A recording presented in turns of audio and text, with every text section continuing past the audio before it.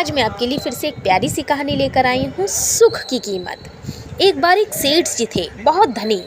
उनके पास हमेशा लक्ष्मी माता रहती थी।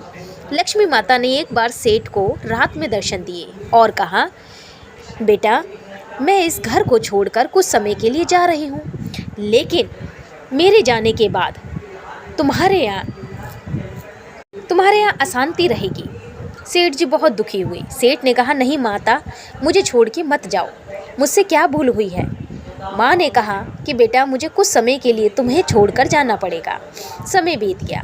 एक बार सेठ जी बहुत चिंतित हुए। सेठ जी कहीं बाहर गए थे। उनके बहुओं ने उनके लिए खाना बनाया।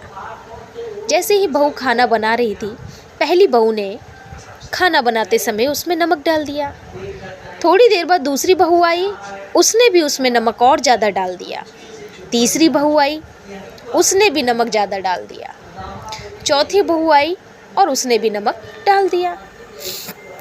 एक तो दिन पर दिन सेठ जी बहुत दुखी थे और बहुत परेशान रहते थे। शाम के टाइम जब खाना परोसा गया, सेठ जी ने जैसे ही एक निवाला डाला तो सेठ जी बहुत दुखी हो गए। वो समझ गए आज मेरे यहाँ अशांति आ गई थी, क्योंकि उस खाने में बहुत ज़्यादा नमक था।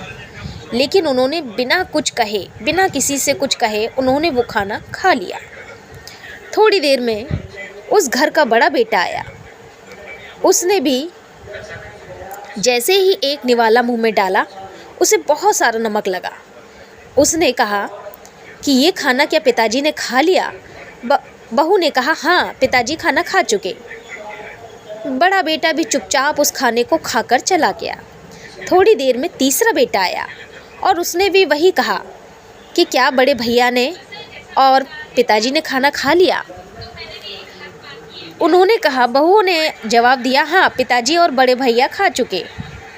तीसरा भी भाई चला गया। ऐसे ही चौथे भाई की बारी आई और चौथा भी भाई चला गया। यह देखकर सभी लोग चुपचाप मन ही मन में लेट गए, सो गए।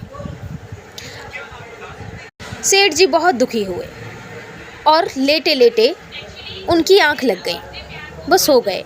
रात में अपने में अशांति आई और बोली कि आप सभी में इतना प्रेम है, आप सभी में इस भोजन को खाया और इसमें इतना नमक था, लेकिन फिर भी आपने, किसी ने भी बिना किसी के कुछ कहे, आपने इस खाने को खा लिया। आपके इस प्रेम को देखकर मैं यहाँ से जा रही हूँ। लक्ष्मी माता बहुत खुश हुई और उन्होंने खुश होकर सेठ के यहाँ फिर उन्हें दर्शन दे दिए और कहा कि आज से मैं यहाँ निवास करूँगी। जिसके यहाँ प्रेम रहता है, उसके यहाँ भगवान अवश्य निवास करते हैं।